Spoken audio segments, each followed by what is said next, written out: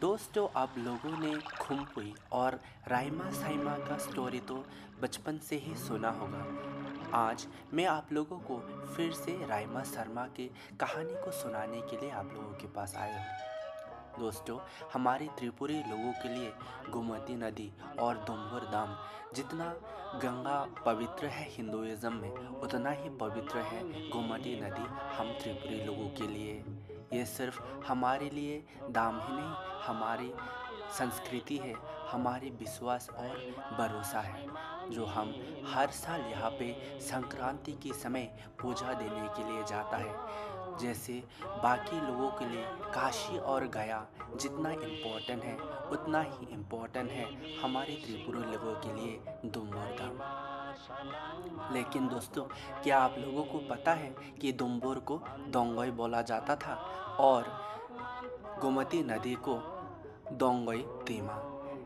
समय के साथ हमारे त्रिपुरा की बहुत सारी ऐतिहासिक जगहों का नाम, नदियों का नाम, पहाड़, पर्वत, झरना और गांव के नाम बदल गया है। आज की नए दौर के लोग अब तो उस पुराने नाम को भी शायद भूल गया होगा। इसीलिए आज मैं आप लोगों के लिए इस स्टोरी को लेके आया हूँ, ताकि हमारी नई पीढ़ी को और इंडिया के जितने भी तमाम लोगों को दुम्बर की इस पवित्र जगह का पता चले और उन लोगों को इसके बारे में जानकारी मिले। तो ज़्यादा देर ना करते हुए आप लोगों को मैं फिर से स्वागत करता हूँ the history of Tripura and folklores में।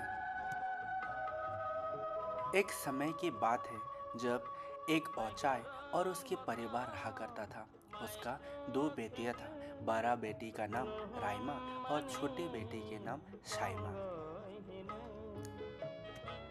दोस्तों, औचाई उसको कहते हैं जो त्रिपुरा में पूजा पाठ करते हैं। पूजा पाठ करने की वजह से वो औचाई का समय नहीं होता था अपने परिवारों को देखभाल करने का। उसके साथ साथ उसकी पत्नी भी उसी के साथ लगे रहता था पूजा पाठ करने के लिए, गांव से गांव में जाके पूजा देने के लिए, जिसके कारण उन लोगों की हुक यानी जोम फील्ड में उनका कोई गायरिंग नहीं था। दोस्तों, गायरिंग उसको बोलता है जो जूम करते समय आप लोग दोपहर में या बारिश के समय में रेस्ट करने की जगह होता है। लेकिन राइमा और साइमा की हुक में ऐसा कोई गायरिंग नहीं हुआ करता था, जिसके कारण दोनों बहनें जो घर की काज काम में लगे रहते थे, अपना हुक को संभालता था, उनके पास कोई गायरिंग नहीं था।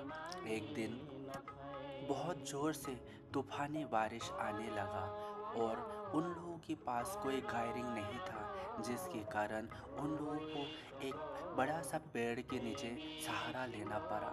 ऐसे ही जब बारिश थमा तो बेचारे राइमा के मुंह से एक वचन निकल गया। उसने कहने लगा, ऐसे समय में अगर हमें कोई भी गायरिंग बना के देगा तो वो इंसान हो, देवता हो, या कोई राक्षस, या कोई जानवर, या कोई पशु, या कोई पक्षी, कोई भी हो, मैं उसे से ही अपना पति मान लूँगा। अगले सुबह जब वो लोग जैसे ही अपनी जूम फील्ड में गया तो उन लोगों ने देखा एक शानदार सा गायरिंग किसी ने रातों रात बना दिया। ये देख के दोनों बहुत चौंक गए। ऐसा कौन हो सकता है जो एक रात में इतना सुंदर सा गायरिंग बना सके। जैसे ही दोपहर हुआ, राइमा ने अपने छोटी बहन साइमा को बोला, जाओ बहन, तुम्हारे जीजाजी को बुला कर देखो, देखते हैं कोई इंसान निकलते हैं या कोई देवता। ऐसे कहे के जैसे ही साइमा ने अपने जीजाजी को बुलाने लगा तो मानो जैसे आसमान कांपने लगा। सारे हुक और आसपास में ऐसे भयानक तूफानी आने लगा और देखते ही देखते एक बड़ा सा अजगर सांप उन लोगों की तरफ आने लगा। ये देख के साइमा को बहुत डर लगा और उसने अपनी बहन को बोला कि दीदी, मैं कहाँ जाके छुपूं, मुझे बहुत डर लग रहा है। तो राइमा ने उसको बोला, तुम जाओ गायरिंग के अंदर छुप के रहो, तब तक मैं तुम्हारे जीजाजी को खाना खिलाता हूँ। जैसे ही उसने खाना खा के ख़त्म होके वहाँ से चला गया तो साइमा ने अपनी दीदी को पूछा, दीदी आपको इतना भी डर नहीं लगा? इतना बड़ा सा सांप को आपने खाना खिला के भेज दिया, मेरा तो पूरी रूह ही काँप रहा है। देखते ही देखते बहुत सारे दिन निकल गया। एक दिन राइमा साइमा के माता पिता घर वापस आके देखा कि उसकी छोटी बेटी साइमा बहुत ज़्यादा दुबले पतले हो गया। तो उसने अपनी बेटी को पूछा कि साइमा बेटी, क्या हमारे घर में अनाज ख़त्म हो गया? क्या तुमको खाना नहीं मिल रहा है जो तुम इतना दुबला पतला हो गया? तब साइमा ने बोला, अगर एक का खाना को 3 लोग बांट के खाए और जब एक इंसान के अंदर डर और चिंता पैदा हो तो वो कैसे सही रह सकता है। इसके कारण ही मैं पतली हो गया हूँ। तब उसके माता पिता ने बोला, सही सही से बोलो क्या हुआ है। तब साइमा ने सारे चीज़ अपने माता पिता को बताया। अगले दिन उसके पिता ने राइमा को बोला कि बेटी, आज तुम दूसरे लोगों के हुक्म में जाओ और वहाँ पे काम करो। तब तक मैं और तुम्हारी बहन हमारे हुक्म में जाके हमारा जूम फील्ड जाके देख के आएंगे। ये बोल के उसने राइमा को दूसरे की हुक में बेच दिया और दोनों बाप और बेटी अपने हुक में चला गया।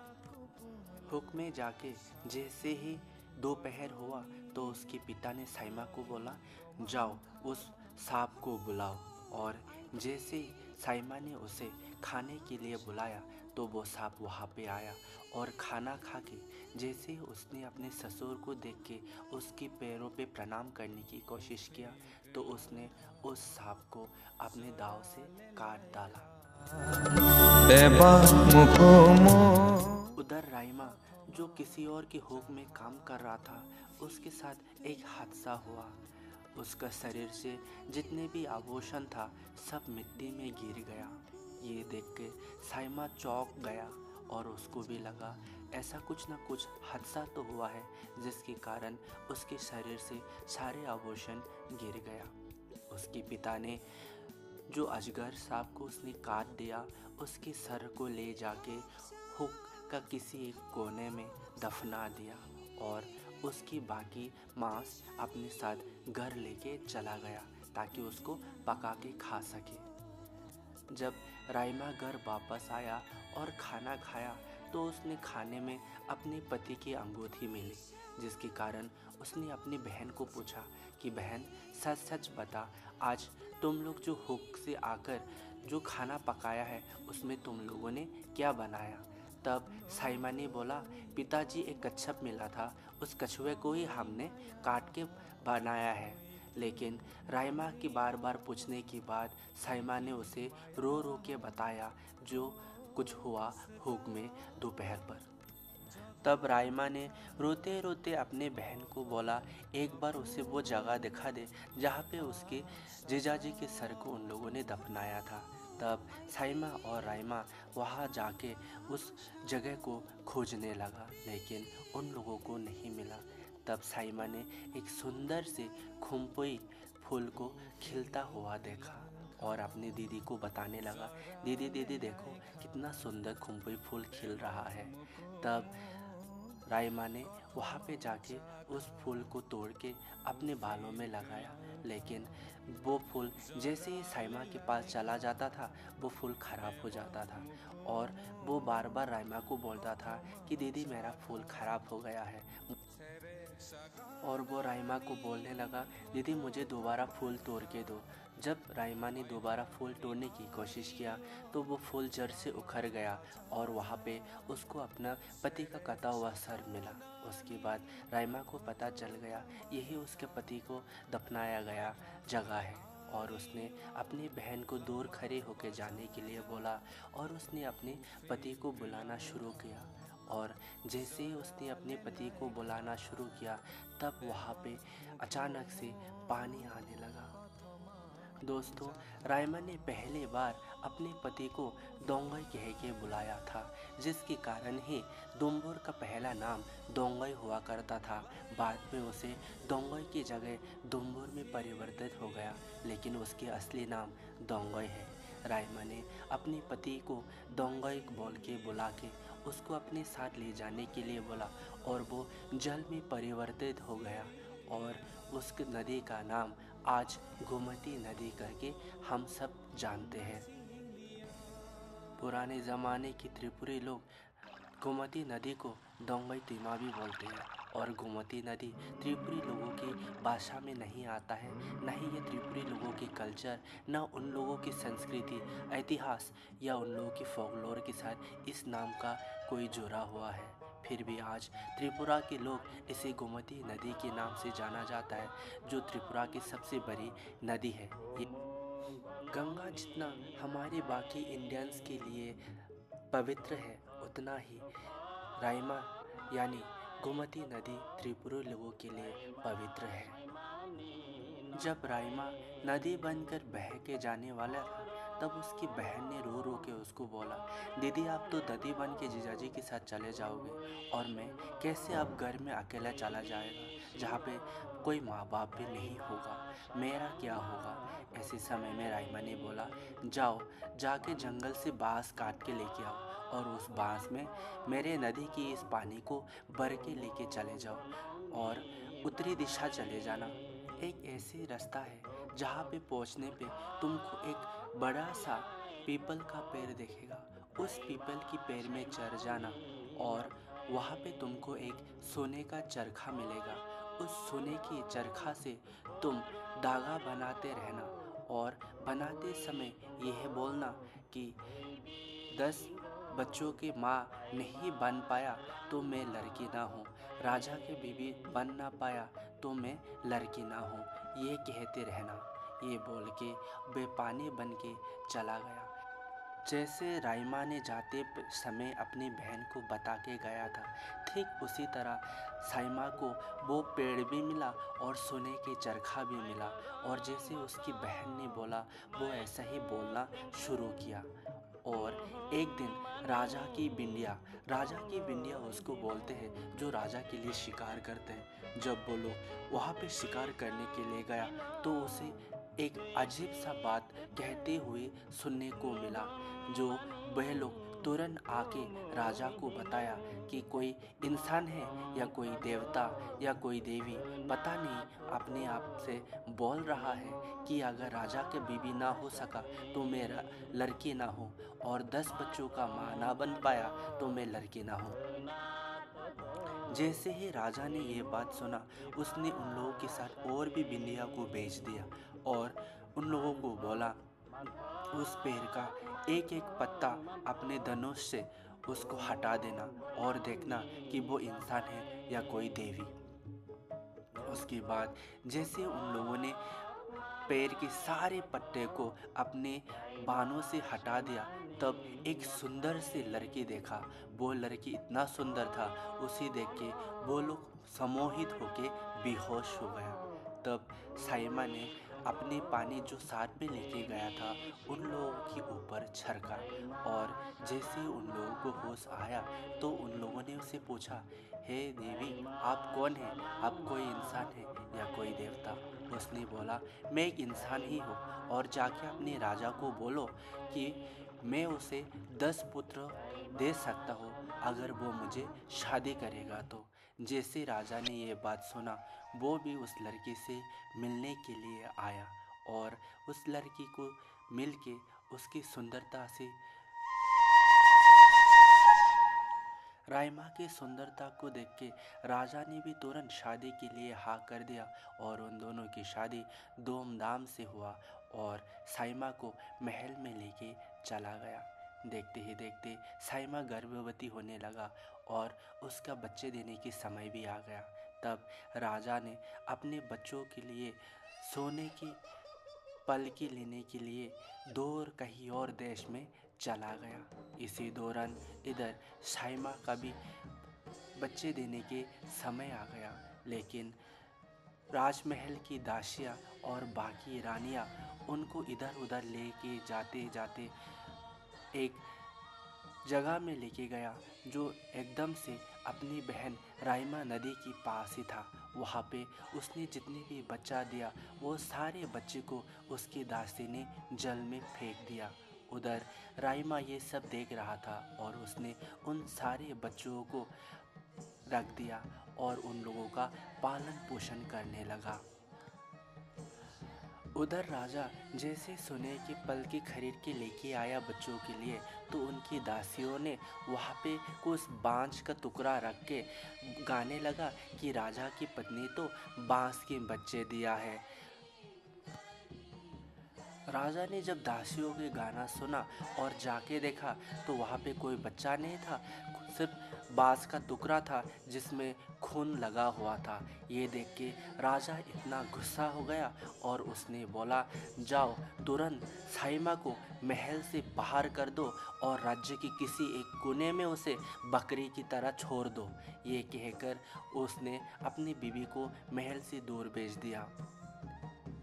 समय बीतता चला गया और ऐसे ही समय जब एक बार गांव के लोग और महल की कुछ दासियां नदी से पानी भरने के लिए गया, तब उन लोगों ने देखा उनकी जितने भी मटका है बहुत सारे मटका में छेद पड़ जाता था और कोई अपने घर तक पानी लेके नहीं आ पाता था, जिसके कारण उन लोगों ने सब राजा को जाके बताया और राजा ने तब नदी में जाके बोला, डालो अब तुम लोगों का मटका और देखता हो कौन उसे छेद करने आता है। जैसे ही कुछ काले काले सर जैसा उसको पानी में दिखाई देता था, एक एक करके पकड़ के उसने सबको पानी से निकाल दिया और पूछने लगा, तुम लोग इंसान हो या कोई देवता या कोई राक्षस? तो उन बच्चों ने बोला, हम कोई राक्षस या देवता नहीं, हम इंसान ही हैं। तो राजा ने पूछा, तुम लोगों का माँ बाप कौन है? तो बच्चों ने बोला, हमारी माता की एक बूंद दूध मिलने से ही हम लोग बच्चे से जवान हो जाएगा। ये बात सुन के राजा ने बोला, जाओ जितने भी हो, हमारी जितनी भी राज्य की कोई भी माता जो अपने बच्चे को दूध पिला रहा हो, उन सब को लेके आओ और उन बच्चों को दूध पिलाओ। जैसे ही गांव की सारे लोग बच्चे लोगों को दूध पिलाने के लिए आया, तो किसी का भी दूध पी के वो बच्चे लोग बड़े नहीं हुआ। तब राजा को याद आया, उसने अपनी पत्नी साइमा को भी अपने राज्य के किसी कोने में रखा है उसको लेके आने के लिए। जैसे साइमा वहाँ पे आके अपनी एक बूंद का दूध पिलाया तो सारे बच्चा जवान हो गया। ये देख के राजा को पता चल गया कि दासी और बाकी रानियों ने साइमा के साथ क्या बुरा काम किया है, जिसके कारण उसने उन दासियों को और बाकी रानियों को सब मौत की सज़ा सुनाया और बाद में साइमा और अपने बाकी बच्चों के साथ खुशहाल ज़िंदगी जीने लगा। दोस्तों, राइमा, साइमा और खुम्पई सिर्फ एक फोक टेल ही नहीं, ये त्रिपुरी लोगों के लिए उनकी धर्म है, उन लोगों की माइथोलॉजी है, जिसमें कैसे एक पवित्र नदी का आगमन हुआ वो बताया जाता है। आज भी कहा जाता है जहाँ पे वो असगर साहब का सर को दफना गया था, वहाँ पे आज भी पानी निकलता है और उसमें अभी भी खुम्पुई का जो पौधा है वो अभी भी वहाँ पे मिलता है। रहस्यमय ये माइथोलॉजी जो आज हर त्रिपुरी लोग ऐसे फोक लोर अपने बच्चों को सुनाता है, आज ये त्रिपुरा लोगों के लिए एक पवित्र स्थान बन गया है। यहाँ पे मंदिर बनाया गया है। जो अजगर सांप है उसे स्वयं भगवान शिव के अवतार मानने लगता है और दंगल जो स्वयं शिव की ही एक नाम है जिसे राइमा ने दिया है। और राइमा को पवित्र गंगा की तरह त्रिपुरी लोग देवी त्रिभुवमा यानी जो जल की देवी है उसका रूप मानते हैं। हर साल हंगराई में जो पौष संक्रांति भी बोला जाता है, उस दिन त्रिपुरी लोग इस नदी में जाके पवित्र स्नान करते हैं और पूजा पाठ देते हैं और देवी से प्रार्थना करता है कि अच्छा फसल और अच्छे बारिश हो। दोस्तों, आप लोग भी इस पवित्र स्थान को अगर जाकर देखना चाहते हो तो त्रिपुरा ज़रूर आइएगा और दम्बोर में चला जाइएगा। दम्बोर में आपको पवित्र स्नान करने को मिलेगा और भगीरथ कामी में जाने से आपको बहुत सारी माइथोलॉजिकल कहानी में जो जगह बताया गया है वो सब आपको वहाँ पे देखने को मिलेगा।